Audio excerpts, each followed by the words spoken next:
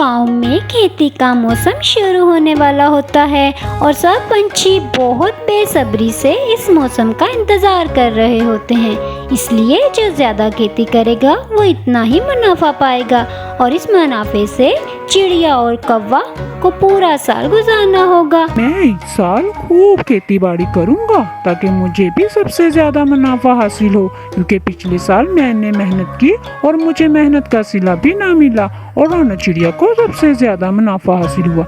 मुझे अपने दो चिंटू के पास जाना होगा क्योंकि वो ही मुझे मशवरा देगा और हर मसले का हल तलाश भी कर लेगा।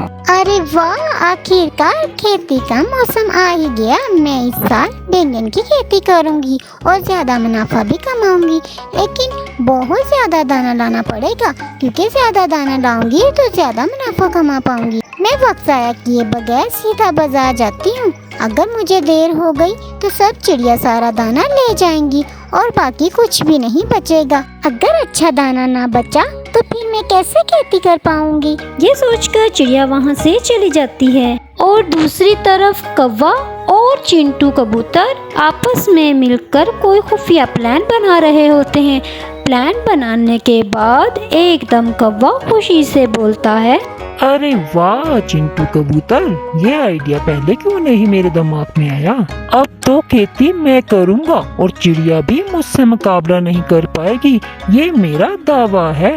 अरे कौवे भाई, इतना मत उड़ो। मैंने सिर्फ तुम्हें अभी अपना प्लान बताया है, बाकी सारा काम तो तुम्हें खुद ही करना होगा। अगर तूने प्लान के मुताबिक काम नहीं किया तो फिर तुम कैसे मुनाफा कमा पाओगे? ये सोचकर फिर कौवा उससे बोलता है, अरे चिंटू तुम परेशान ना हो, अब तुम मुझे बस देखते ही रहो। इस बार रानू चिड़िया मुझसे मुकाबला नहीं कर पाएगी।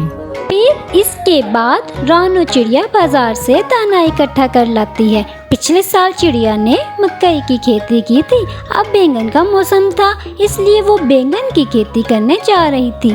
लेकिन कौवे के पास तो पैसे बहुत कम थे, लेकिन फिर भी वो दाना खरीद लाता है। फिर वो फसल को पानी देता है और फसल जल्द ही उगने लग जाती है।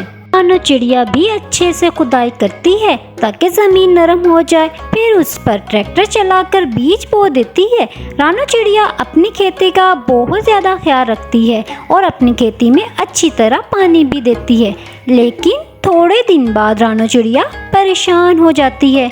मैंने अपनी खेती में बीज बोया, ट्रैक्टर चलाया और हर रोज पानी भी डाला था, लेकिन खेत में थोड़ी सी भी फसल नहीं उगी। पता नहीं मुझसे कहाँ पर गलती हो गई है। हर साल तो मैं ऐसे ही बीज बोती हूँ और मेरी फसल इतने अच्छे से तैयार हो जाती है। चिड़िया परेशान हो जाती है, मगर अब क्या कर सकते थे। चिड़िया की तो सारी फसल खराब हो जाती है और दूसरी तरफ कौवे की फसल तो जगमग कर रही होती है। अरे मेरी खेती में तो बैंगन उग गए हैं और वो भी ताज़ा ताज़ा। अब तो मैं बहुत ज्यादा बैंगन बेचूंगा और सबसे ज्यादा मुनाफा कमाऊंगा। और फिर दूसरी तरफ उसका दोस्त कबूतर भी आ जाता है और वो उसे कहता है, अरे कौवे, तुम्हारे खेत में तो इतना बैंगन उगा है, क्या मैंने जो तरीका तुम्हें बताया था तुमने वही तरीका अपनाया है ना? हाँ चिंटू कबूतर, मैं तुम्हें इसके लिए बहुत पैसे दूंगा अपने मुनाफे से, क्योंकि तुमने मुझे जो तरीका बताया था उससे तो मेरी फसल जगमग कर रही है, इसलिए जो मुनाफा होगा उसका पहला हकदार तुम ही होगे। और दूसरी तरफ चिड़िया बहुत परेशान हो रही होती है। फिर वो सोचती है, मुझे अपनी दोस्त के पास जाना होगा। मैंने इतनी मेहनत की और मेरी फसल थोड़ी सी भी नहीं उगी। रानू चिड़िया बहुत परेशान होती है। वो अपनी परेशानी बताने के लिए अपनी दोस्त के पास चली जाती है।